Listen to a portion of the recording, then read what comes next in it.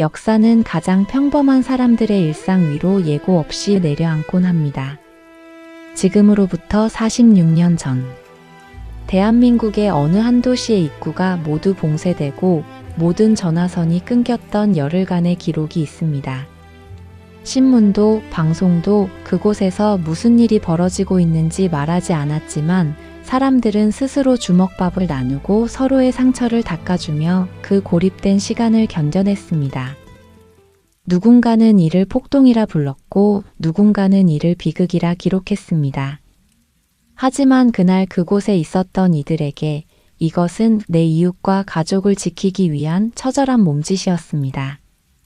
이름조차 남기지 못한 수많은 이들의 눈물과 끝까지 도청을 지켰던 이들의 마지막 목소리가 오늘 우리가 누리는 이 평화로운 밤의 기원이 되었습니다. 가장 어두웠던 밤, 가장 뜨겁게 빛났던 사람들의 이야기. 이제 우리는 1980년 5월의 광주, 그 잊을 수 없는 열흘의 기록 속으로 천천히 들어가 보려 합니다. 1980년 5월의 광주는 여느 때와 다름없는 평범한 봄날의 풍경을 하고 있었습니다. 전남대학교 교정에는 붉은 철쭉이 무리지어 피어 있었고 무등산에서 내려오는 바람은 옷깃을 기분 좋게 스칠 만큼 선선했습니다. 시장 상인들은 아침 일찍 리어카를 끌고 나와 물건을 정리하며 손님을 맞이했고 학생들은 무거운 가방을 메고 버스에 올라 학교로 향하던 그런 지극히 일상적인 화요일이었습니다. 사람들은 긴 겨울이 지나고 찾아온 서울의 봄이 자신들의 소박한 삶에도 따뜻한 변화를 가져다 주기를 바랐습니다. 민주주의라는 단어는 당시 사람들에게 거창한 정치적 구호라기보다는 이제는 마음 편히 속마음을 이야기하고 일터에서 억울한 일을 당하지 않으며 내 아이들이 자유로운 세상에서 안전하게 살기를 바라는 아주 소박한 염원에 가까웠습니다. 하지만 그 평화로운 공기 아래에는 보이지 않는 긴장감이 짙게 흐르고 있었습니다. 18년 동안 이어져 온 철권 통치가 단 2발의 총성으로 무너진 사건이 있었습니다. 김재규 중앙정보부장이 쏜 총탄으로 박정희 대통령이 서거한 12.6 사태로 인해 대한민국은 사실상 혼란 상태였던 것입니다. 1979년 10월 27일 새벽 4시 대통령의 부재를 메우기 위해 즉시 비상계엄이 선포되었고 육군참모총장 정승화 대장이 계엄사령관으로 취임합니다. 이때까지만 해도 시민들은 믿었습니다. 이제 곧 긴 겨울이 끝나고 민주주의의 봄이 올 것이라고 말이죠. 하지만 어둠 속에서 또 다른 음모가 싹트고 있었습니다. 계엄 체제하에서 수사 권력을 쥐고 있던 보안사령관 전두환과 그를 따르는 신군부 세력 하나회. 그들은 상관이자 계엄사령관인 정승화 총장을 대통령 시해 사건의 방조범으로 몰아 강제 연행합니다. 군의 위계 질서가 완전히 무너진 10.22 군사 반란. 하룻밤 사이에 군권을 장악한 신군부는 실질적인 국가의 주인이 되었습니다. 이들에게 민주화는 권력을 빼앗길지 모르는 위협일 뿐이었습니다.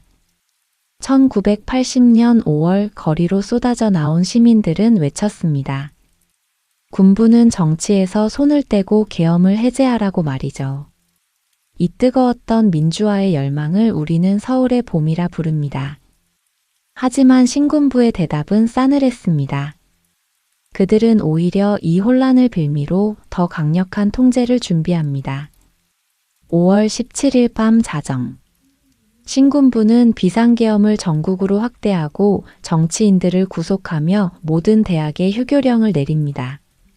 비상계엄이 선포된다는 것은 국민의 기본권이 잠시 멈춘다는 뜻이기도 했습니다. 영장 없이 사람을 체포할 수 있었고 모든 집회와 시위는 금지되었습니다. 신문과 방송은 군의 검열을 통과한 뉴스만을 내보낼 수 있었기에 사람들은 길거리에서도 서로 눈치를 보며 말을 아껴야 했습니다. 광주 시민들 역시 이 답답한 분위기가 언제쯤 끝날지 알 수 없는 채로 묵묵히 하루하루를 살아내고 있었습니다. 하지만 누구도 예상하지 못했습니다. 가족과 함께 소박한 저녁을 먹고 내일의 할 일을 걱정하던 평범한 시민들이 역사라는 흐름의 한복판에 서게 될 줄은 그 당시에는 아무도 알지 못했습니다. 5월 18일. 그날 아침의 햇살은 유난히 맑았고 금남로의 가로수들은 연두빛 푸른 잎을 흔들고 있었습니다. 평화로웠던 도시의 일상이 깨진 유리 조각처럼 부서지기 시작한 것은 정말이지 한순간의 일이었습니다. 5월 18일 오전 10시경. 전남대학교 정문 앞은 평소와는 사뭇 다른 풍경이었습니다. 철문을 굳게 닫은 교문 앞에는 무장한 군인들이 겹겹이 에워싸고 있었고 등교하던 학생들은 당황한 기색으로 그 앞을 서성였습니다. 학교 안으로 들어가게 해달라는 학생들의 당연한 요구는 군인들의 침묵과 겁으로 돌아왔습니다. 학생들은 하나둘씩 정문 앞 도로에 모여들기 시작했습니다. 그들은 길바닥에 주저앉아 침묵으로 항의하거나 민주주의를 요구하는 구호를 나직이 외쳤습니다. 당시 학생들에게 학교는 단순히 지식을 배우는 곳 이상의 의미였습니다. 그것은 진리를 탐구하고 사회의 아픔에 대해 함께 고민하던 청년들의 유일한 해방구였습니다. 상황은 순식간에 급변했습니다. 평화롭게 구호를 외치던 학생들을 향해 갑자기 군인들이 진압봉을 휘두르기 시작했습니다. 학생들은 뿔뿔이 흩어졌고 시위의 대열은 학교 앞을 벗어나 광주 시내의 가장 번화가인 금남로로 옮겨갔습니다. 거리를 지나던 시민들은 처음에는 무슨 일이 일어난 것인지 알지 못해 걸음을 멈추고 당황했습니다. 하지만 길거리에서 자식 같은 학생들이 매를 맞고 피를 흘리며 강제로 끌려가는 모습을 직접 목격하면서 시민들의 마음속에는 깊은 일렁임이 시작되었습니다. 왜 저 어린아이들이 저토록 처참하게 맞아야 하는지. 의문은 곧 걷잡을 수 없는 분노로 바뀌게 됩니다. 시장에서 장사를 하던 상인들도 짐을 나르던 노동자들도 모두 하던 일을 멈추고 그 광경을 목격했습니다. 금남로는 최루탄 연기로 자욱해지기 시작했습니다. 사람들은 눈물을 흘리며 흩어졌지만 이상하게도 누구 하나 집으로 발길을 돌리지 않았습니다. 골목길마다 사람들이 모여 낮은 목소리로 서로의 안부를 물으며 상황을 전했습니다. 아직은 조직적인 지도부도 치밀한 계획도 없었습니다. 그저 눈앞에서 벌어지는 부당한 폭력에 대한 인간으로서의 본능적인 저항심이 광주의 심장부에서 조금씩 응집되고 있었습니다.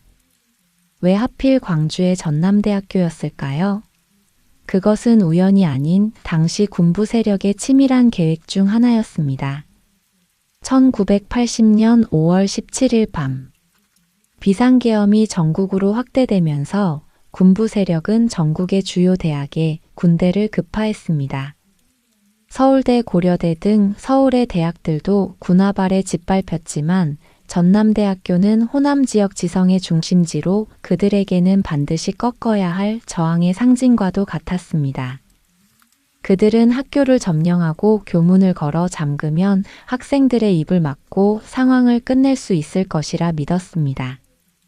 하지만 5월 19일로 접어들자 상황은 그들의 예상과 전혀 다르게 흘러갔습니다. 광주의 거리는 증원된 계엄군이 도심 곳곳에 배치되었고 그들의 팔에는 붉은 완장이 채워져 있었습니다.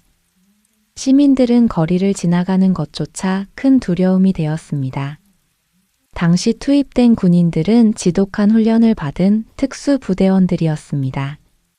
그들은 민간인을 보호해야 할 군 본연의 임무 대신 명령에 따라 자국민을 거칠게 제압하는 도구로 돌변했습니다.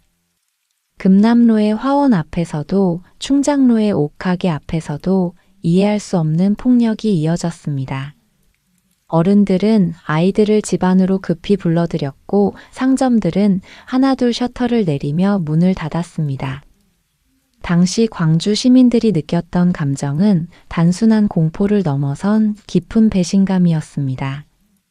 나라를 지키라고 보낸 군인들이 왜 자신들을 향해 총구를 겨누고 날성검을 치켜 세우는지 그 누구도 설명해 주지 않았습니다. 길가에 쓰러진 청년을 부축하려던 노인조차 진압봉의 타격에서 자유롭지 못했습니다. 도시는 그렇게 서서히 하나의 감옥처럼 변해가고 있었습니다. 하지만 그 폭력은 시민들을 굴복시키는 대신 잠자고 있던 공동체의 의식을 깨우는 기폭제가 되었습니다. 전남대에서 시작된 작은 불꽃이 이제는 평범한 가장과 어머니들의 마음속으로 옮겨 붙기 시작한 것입니다. 사람들은 골목에 숨어 서로의 상처를 닦아주었고 물 한 바가지라도 나누며 서로의 안부를 물었습니다. 광주라는 도시 전체가 하나의 유기체처럼 아픔을 공유하기 시작한 순간이었습니다. 도시가 피로 물들어가는 동안 광주 밖의 세상은 이상할 정도로 고요했습니다. 텔레비전 뉴스에서는 평소와 다름없는 일기예보가 흘러나왔고 신문에는 광주의 소식이 단 한 줄도 실리지 않았습니다. 계엄군에 의해 언론이 완전히 장악되었기 때문입니다. 현장을 직접 목격한 기자들조차 기사를 쓸 수 없었고 사진기는 현장에서 압수되어 부서졌습니다. 더욱 무서운 것은 철저한 고립이었습니다. 군부 세력은 광주로 들어오는 모든 도로와 철길을 차단했습니다. 그리고 도시 안팎을 잇던 전화선마저 모두 끊어버렸습니다. 광주는 한반도라는 몸체에서 강제로 떼어내진 섬처럼 변해버렸습니다. 안에서는 사람이 죽어가고 있었지만 밖에서는 그 누구도 그 비명을 듣지 못하는 철저한 침묵의 시간이 시작된 것입니다. 시민들은 방송국으로 향했습니다. 사실을 사실대로 보도하지 않는 언론에 대한 참을 수 없는 울분 때문이었습니다. 그들은 우리가 왜 매를 맞는지, 왜 군인들이 우리를 공격하는지 제발 세상에 알려달라고 울부짖었습니다. 하지만 돌아오는 것은 무시와 침묵뿐이었습니다. 사람들은 깨닫기 시작했습니다. 이제 믿을 수 있는 것은 내 곁에 있는 이웃의 손과 내가 직접 본 광경들 뿐이라는 사실을 말입니다. 정보가 차단된 자리에는 흉흉한 유언비어들이 파고들었습니다. 하지만 광주 시민들은 그 혼란 속에서도 중심을 잡으려 애썼습니다. 학생들은 직접 등사기로 전단지를 찍어 나르며 오늘의 상황을 기록하고 알렸습니다. 이것이 훗날 5.18 투보라고 불리는 고립된 광주 시민들의 유일한 소식지가 되었습니다. 끊겨버린 전화선은 오히려 광주 시민들을 하나로 묶어주었습니다. 외부의 도움을 기대할 수 없다는 절망감은 우리끼리라도 서로를 지켜야 한다는 강한 유대감으로 변했습니다. 고립된 도시 안에서 사람들은 서로의 목소리에 더 귀를 기울였고 보도되지 않는 진실을 지키기 위해 스스로 기록자가 되기로 결심했습니다. 1980년 5월 20일 저녁, 광주의 도심에는 이례적인 모습이 펼쳐졌습니다. 평소 시내 곳곳을 누비며 시민들의 발이 되어주던 택시 운전사들이 약속이라도 한 것처럼 전조등을 일제히 켜고 금남로로 모여들었습니다. 무등경기장 앞에 모인 택시 200여 대는 전남도청을 향해 서행을 시작했습니다.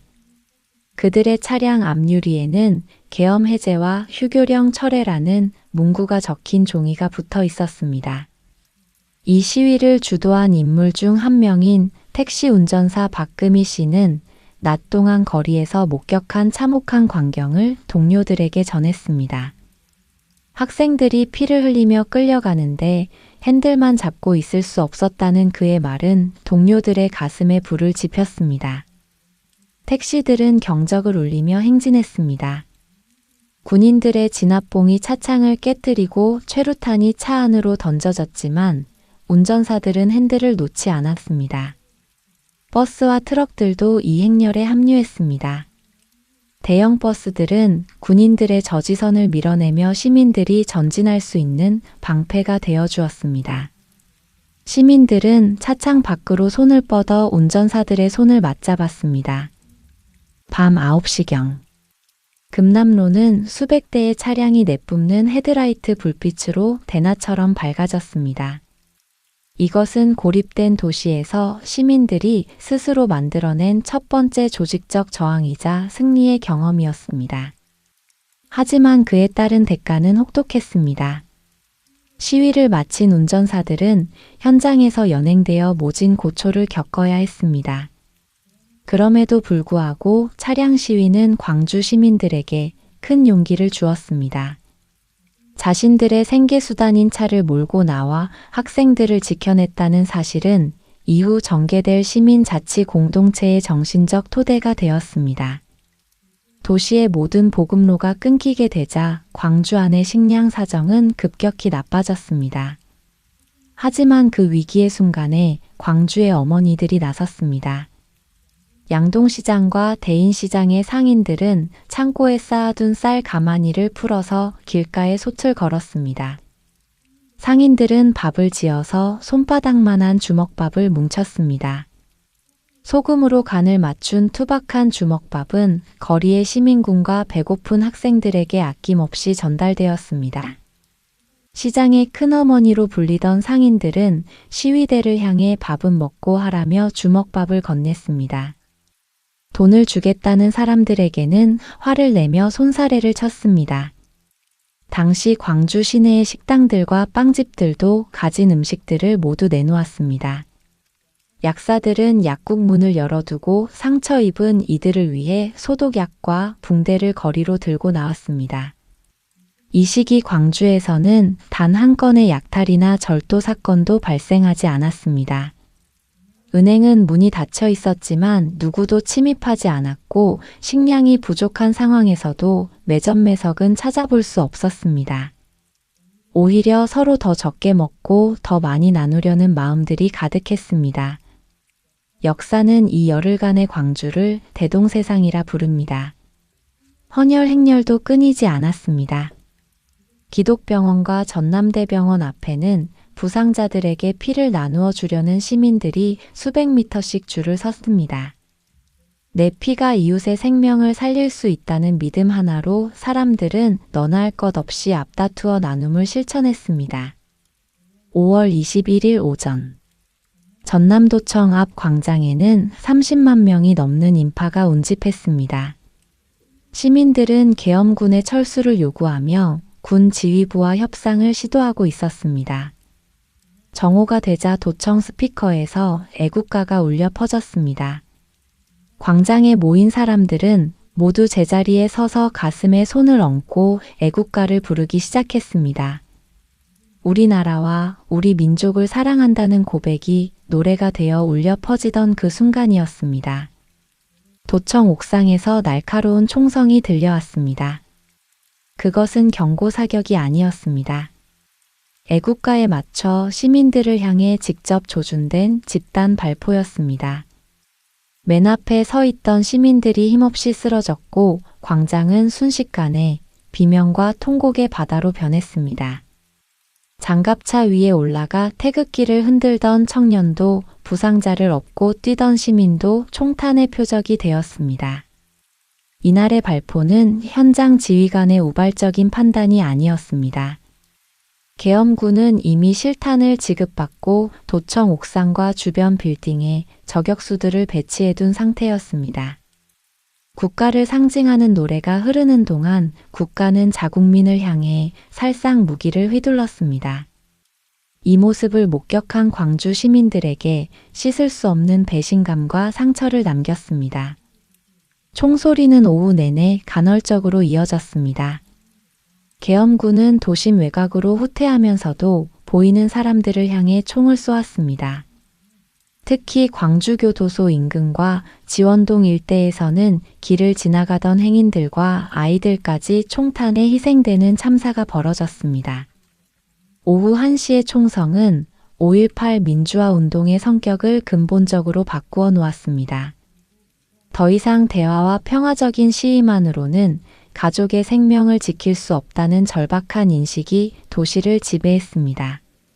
시민들은 이제 생존을 위해 그리고 무고하게 죽어간 이들의 명예를 지키기 위해 자신들의 손에 무언가를 들어야만 한다는 사실을 깨닫게 되었습니다. 5월 21일 오후 도청 앞에 집단 발포로 평화로운 해결의 기대가 처참히 무너지게 되자 시민들은 더 이상 맨몸으로 버틸 수 없다는 결론에 도달했습니다. 광주 외곽의 나주, 화순 등으로 나간 시민들은 그곳에 무기고를 열어 총기를 확보하기 시작했습니다.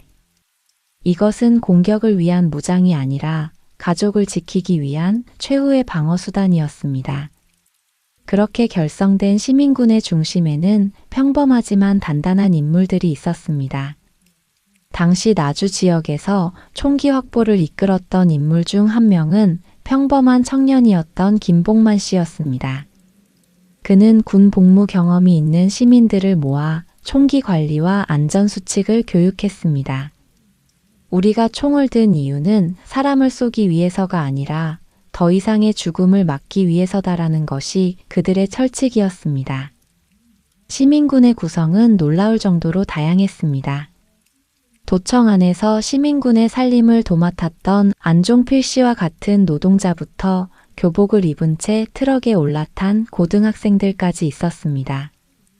이들은 스스로를 민주수호 범시민 걸기대회의 방어군이라 불렀습니다.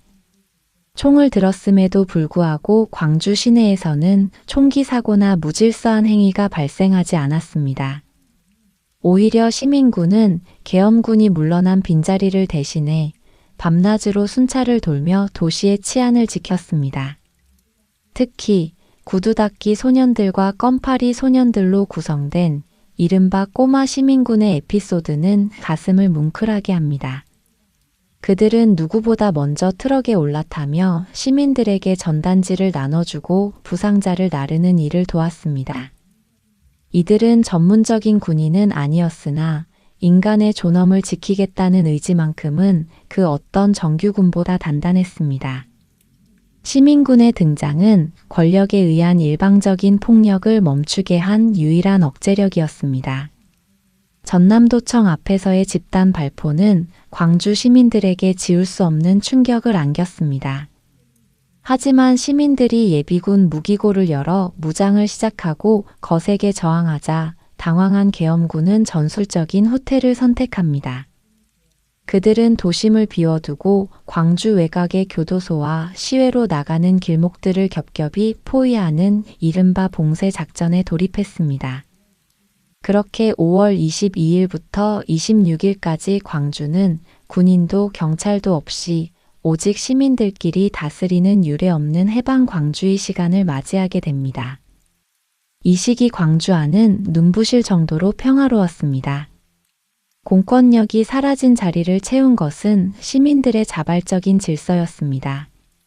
시민들은 거리의 파편을 청소했고 청년들은 흰 장갑을 끼고 교통정리를 맡았습니다. 하지만 광주가 평화로운 나날을 보내는 동안 광주 밖의 나라는 치밀하고 계획적으로 움직이고 있었습니다. 신군부는 광주를 폭도들이 점령한 도시로 규정하고 모든 정보를 철저히 차단했습니다. 광주로 들어가는 모든 식량과 의약품을 막았으며 심지어는 광주에서 도망쳐 나오는 민간인들을 향해 총격을 가하기도 했습니다.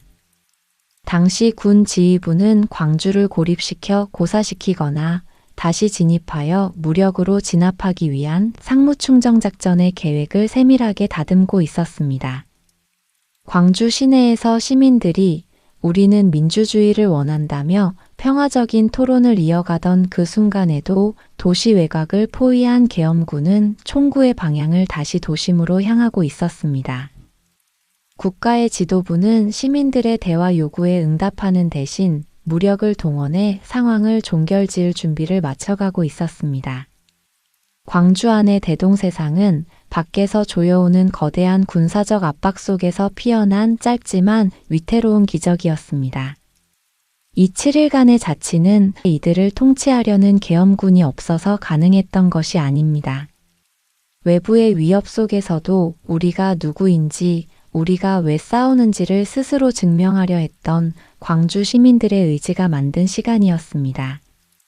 도둑도 굶주림도 없었던 이 해방의 기억은 훗날 민주화 운동이 단순한 비극을 넘어 승리한 공동체의 기록으로 남게 된 가장 큰 이유가 되었습니다.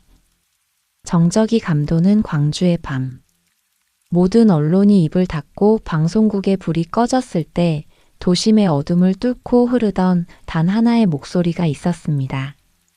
바로 전남도청 가두 방송원이었던 박영순 씨의 목소리입니다.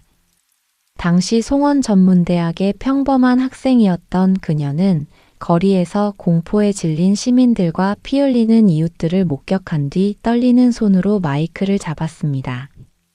그녀는 앰프와 스피커가 설치된 소형 트럭에 올라타 계엄군의 삼엄한 감시를 뚫고 광주 구석구석을 누볐습니다. 광주 시민 여러분, 지금 우리 형제자매들이 죽어가고 있습니다. 제발 거리로 나와 주십시오. 부상자들을 치료할 피가 부족합니다. 헌혈에 동참해 주십시오. 그녀의 목소리는 때로는 절박한 비명이었고 때로는 시민들을 하나로 묶는 단호한 호소였습니다. 신문도 방송도 믿을 수 없던 시절 그녀의 방송은 고립된 광주 시민들에게 현재 어떤 일이 벌어지고 있는지를 알려주는 유일한 이정표였습니다. 박영순 씨와 함께 끝까지 목소리를 보탰던 이경희 씨. 그리고 방송 차량을 운전하며 길을 열었던 무명의 시민들. 이들은 총을 든 군인들보다 더 무서운 진실의 힘을 믿었습니다. 특히 5월 26일 밤부터 27일 새벽. 계엄군의 최후 진입 작전이 예고된 절체절명의 순간에도 그녀들은 도청 스피커 앞을 떠나지 않았습니다. 칠흑 같은 어둠 속에서 시민 여러분, 우리를 잊지 말아 주십시오라며 전했던 마지막 방송은 당시 이불 속에서 숨을 죽이고 있던 광주 시민들의 가슴에 영원히 지워지지 않는 낙인처럼 새겨졌습니다. 군부 세력은 이 목소리를 가장 두려워했습니다.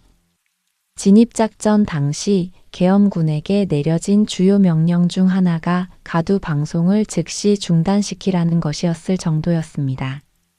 박영순 씨는 훗날 체포되어 모진 고문과 옥고를 치렀지만 그때 마이크를 잡았던 것은 내 생애 가장 자랑스러운 일이었다고 회상했습니다. 시민들의 자치가 이어지던 전남도청 안에는 흩어진 목소리를 하나로 모을 인물이 필요했습니다. 그때 전면에 나선 이가 윤상원 씨입니다. 그는 안정적인 은행원 자리를 그만두고 광주 광천동 공단에서 노동자들을 가르치던 들부랴하게 교사였습니다.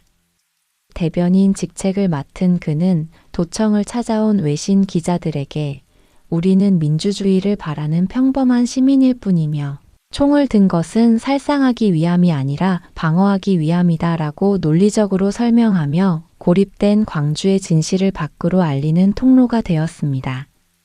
하지만 도청을 지킨 것은 윤상원 씨 같은 지식인들만이 아니었습니다. 대단한 정치가가 아닌 광주 거리에서 구두를 닦던 소년들과 중국집 배달원들이 트럭에 가장 먼저 올라탔습니다. 사람들은 이제 그들을 꼬마 시민군이라고 불렀습니다. 초등학교도 겨우 마친 채 구두 상자를 메고 살던 한 소녀는 시민군 트럭에 왜 탔느냐는 물음에 아저씨들이 총을 맞고 쓰러지는데 가만히 있을 수 없었어요. 우리 같은 놈들도 도울 일이 있겠죠라며 맑게 웃었습니다. 이 소년들에게 광주는 단순한 삶의 터전을 넘어 자신들을 처음으로 시민이라 불러준 소중한 울타리였습니다. 도청 안에서는 윤상원 씨의 야학 동지인 김영철 씨, 박용준 씨 등 몇몇 사람들이 민주시민해보를 제작했습니다. 등사기에 잉크를 묻혀 한 장씩 손으로 밀어낸 이 유인물은 외부 소식이 차단된 시민들에게 유일한 정보원이었습니다. 그들은 밤을 새워가며 종이를 찍어냈고 오늘의 행동이 훗날 어떤 기록으로 남을지 고민했습니다. 5월 26일 밤. 계엄군의 재진입이 확실시되자 도청 내부는 무거운 침묵에 잠겼습니다. 죽음을 예견한 윤상원 씨는 곁에 있던 어린 학생들과 여학생들, 그리고 끝까지 남겠다며 형들의 바짓가랑이를 붙잡고 울던 꼬마 시민군들을 불러 모았습니다. 그는 너희는 살아서 역사의 증인이 되어야 한다며 그들을 강제로 집으로 돌려보냈습니다. 윤상원 씨는 마지막 순간까지 인간의 존엄을 굽히지 않았습니다. 오늘 우리가 패배하더라도 진실은 언젠가 밝혀질 것이라던 그의 믿음은 도청에 남은 이들에게 마지막 버팀목이 되었습니다. 윤상원 씨와 꼬마 시민군들은 상식이 무너진 시대의 끝까지 서로를 지키려 했던 우리 이웃들의 얼굴이었습니다.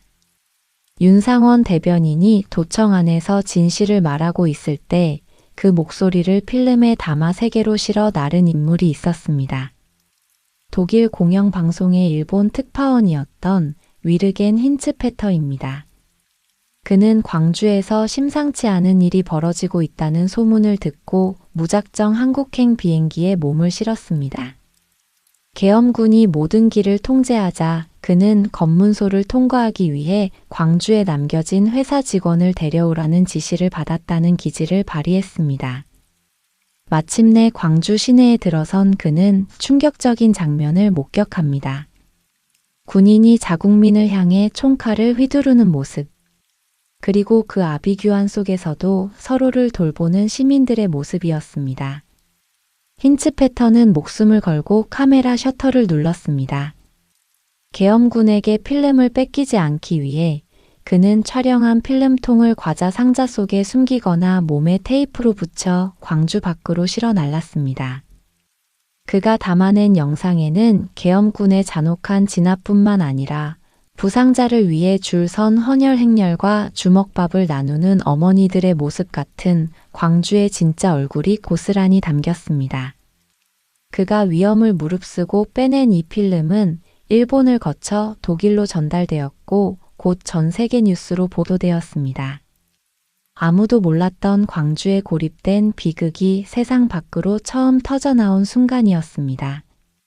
훗날 힌츠페터는 내 눈으로 직접 본 것을 전했을 뿐이다.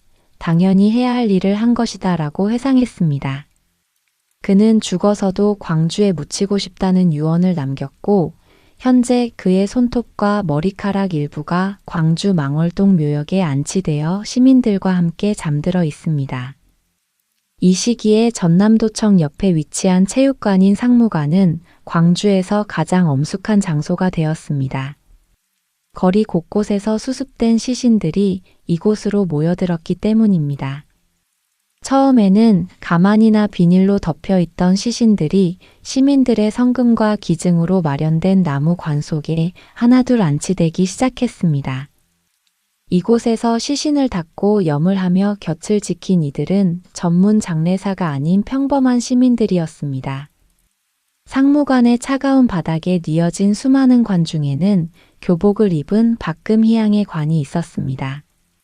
춘태여자고등학교 3학년이었던 금희양은 병원에 피가 부족해 사람들이 죽어간다는 방송을 들었습니다. 부모님의 만류에도 불구하고 그녀는 기어코 기독병원으로 달려가 헌혈을 했습니다. 헌혈증을 받아 들고 나오던 길에 그녀는 계엄군의 총탄에 맞게 되었고 숨을 거두게 됩니다. 상무관 입구에는 고귀하게 희생된 이들을 위해 매일 긴 줄이 늘어섰습니다. 가족을 찾으러 온 유족들의 통곡 소리가 끊이지 않았고 이름 모를 시민들은 관 위에 소복을 얹거나 태극기를 덮어주며 고인들의 마지막 길을 배웅했습니다. 시민들은 누가 시키지 않았는데도 흰 소복을 입거나 검은 리본을 달고 나와 조문했습니다. 그들은 관 속에 누운 이들이 내 형제이고 나의 자녀며 나를 대신해 죽은 이웃임을 알고 있었습니다. 이곳은 단순히 시신을 안치하는 곳이 아니라 계엄군의 폭력을 눈으로 확인하고 슬픔을 분노가 아닌 연대로 승화시킨 공간이었습니다. 비극적이었던 공간이었지만 질서는 잘 유지되었습니다. 시민수습위원들은 시신의 특징을 일일이 기록해 명단을 만들었고 신원이 확인되지 않은 이들을 위해 사진을 찍어 게시판에 붙였습니다. 죽음의 냄새와 향이 뒤섞인 상무관 안에서 시민들은 서로의 어깨를 다독이며 버텼습니다. 관 위에 덮인 태극기와 그 앞에 놓인 작은 이름표들은 국가가 버린 국민을 국민들이 서로 어떻게 품어 안았는지를 보여주는 1980년 5월의 가장 아픈 기록이었습니다. 5월 27일 새벽 4시. 상무충정작전이라는 이름 아래 마침내 정적을 깨고 거대한 금속음이 광주 도심을 흔들었습니다. 탱크와 장갑차를 앞세운 계엄군이 전남도청을 향해 전방위적인 압박을 시작한 것입니다. 작전에 투입된 특공조들은 도청 뒷담을 넘고 인근 빌딩 옥상을 장악하며 시민군이 지키던 마지막 보루를 포위해 들어왔습니다. 도청 안은 순식간에 화염과 총성으로 뒤덮였습니다. 무력의 차이는 압도적이었고 최신식 화기로 무장한 정규군을 상대로 며칠 전까지 학생이고 노동자였던 시민군들이 할 수 있는 것은 많지 않았습니다. 하지만 그들은 도망치는 대신 각자의 초소를 지켰습니다. 도청 민원실 2층에서 끝까지 저항하던 윤상원 대변인은 계엄군의 총탄에 맞아 31살의 짧은 생을 마감했습니다. 총성이 먹고 날이 밝아오던 새벽 5시 10분. 전남도청 옥상에는 다시 계엄군의 깃발이 걸렸습니다. 불과 몇 시간 전까지 주먹밥을 나누고 민주주의를 토론하던 광장은 차가운 군화 발소리만이 가득했습니다. 도청 안팎에는 주인 잃은 신발과 부서진 총기, 그리고 누군가 일담한 유인물들이 흩어져 있었습니다. 열흘간의 뜨거웠던 해방 광주가 무력 앞에 강제로 마침표를 찍는 순간이었습니다. 하지만 군대가 광주를 점령했다고 해서 그들의 의지까지 꺾은 것은 아니었습니다. 도청을 짓밟은 탱크는 광장을 장악했을지 모르지만 그날 새벽 시민들이 흘린 피는 진실이라는 이름으로 이 땅의 흙 속에 깊이 스며들었습니다. 5월 27일의 해는 떠올랐고 이제 광주는 죽음보다 더 깊은 침묵 속에서 긴 싸움을 시작할 준비를 하고 있었습니다. 1980년 5월 27일 새벽. 도청을 끝까지 지키다 쓰러진 이들은 번호가 매겨진 관에 담겨 청소차에 실려 나갔고 광주 외곽의 망월동 묘역 차가운 흙 아래 감회장되었습니다. 신군부는 5.18을 폭동으로 규정했고 살아남은 이들은 폭도라는 누명을 쓴 채 숨죽여 살아야 했습니다. 신군부는 언론을 통폐합하고 보도 지침을 통해 광주의 진실을 철저히 은폐했습니다. 광주의 진실을 말하는 것은 금기였고 교과서나 신문에서도 그날의 기록은 지워졌습니다. 대통령을 국민이 직접 뽑는 직선제 대신 체육관에 모인 대의원들만 선출하는 간선제가 유지되며 제도적 민주주의는 후퇴한 것처럼 보였습니다. 하지만 광주의 진실은 입에서 입으로 그리고 비밀리에 복사된 유인물을 통해 담장을 넘어 번져나갔습니다. 80년대 대학가에서는 광주를 잊지 말자는 구호가 끊이지 않았고 힌츠페터 기자가 빼낸 영상이 담긴 광주 비디오는 성당과 대학교 지하실에서 몰래 상영되며 수많은 사람들 가슴에 불을 지폈습니다. 공장으로 들어가 노동자들에게 권리를 가르치고 야학을 통해 시민의식을 깨우는 활동이 활발해졌습니다. 광주 시민들이 보여준 대동세상의 기억은 지식인과 노동자, 학생들을 하나로 묶는 정신적 뿌리가 되었습니다. 이 불씨는 마침내 1987년 6월 민주항쟁으로 타올랐습니다. 5월 광주의 비극을 목격한 세대들이 목소리를 내며 거리로 쏟아져 나왔고 넥타이를 맨 직장인들까지 가세하며 전국적인 민주화 물결을 만들었습니다. 결국 독재 정권은 무릎을 꿇었고 국민이 직접 대통령을 뽑는 직선제를 쟁취해냈습니다. 광주의 희생이 7년 뒤 대한민국 민주주의의 승리로 되살아난 것입니다. 그 승리의 물결은 굳게 닫혀있던 진실의 문마저 열어젖혔습니다. 1980년대 내내 베일에 쌓여있던 미국 측 기밀 자료들이 90년대 이후 기밀 문서들의 비밀 해제를 통해 비로소 세상에 드러나기 시작한 것입니다. 당시 한국은 작전 통제권을 공유하고 안보를 의존하던 미국의 핵심 동맹국이었기에 미국은 한반도의 정세 변화를 그 누구보다 실시간으로 정밀하게 기록하고 있었습니다. 국내의 기록이 검열되고 파기되던 시절의 이 문서들은 그날의 진실을 지켜준 백업 데이터가 되었습니다. 사건 발생 16년 만인 1996년에 폭로된 체로키 파일을 비롯해 수만 페이지의 미 국무부 전문들은 그날의 진실을 증명하는 결정적인 증거가 되었습니다. 문서 속의 광주 시민들은 신군부의 주장처럼 폭동이 아닌 민주주의를 향한 열망이었다는 관찰 기록이 고스란히 담겨 있었습니다. 비록 당시의 미국은 자국의 이익과 안보 논리에 따라 침묵을 선택했지만 세월이 흘러 비밀의 유효기간이 끝난 문서들은 이제 기밀이 아닌 역사의 증거가 되어서 우리에게 돌아왔습니다. 이로써 광주는 고립된 섬을 넘어 세계가 함께 증명하는 역사가 된 것입니다. 오늘날 5.18 민주화 운동의 기록물은 유네스코 세계기록유산에 등재되었으며 그 정신은 대한민국 헌법의 뿌리가 되었습니다.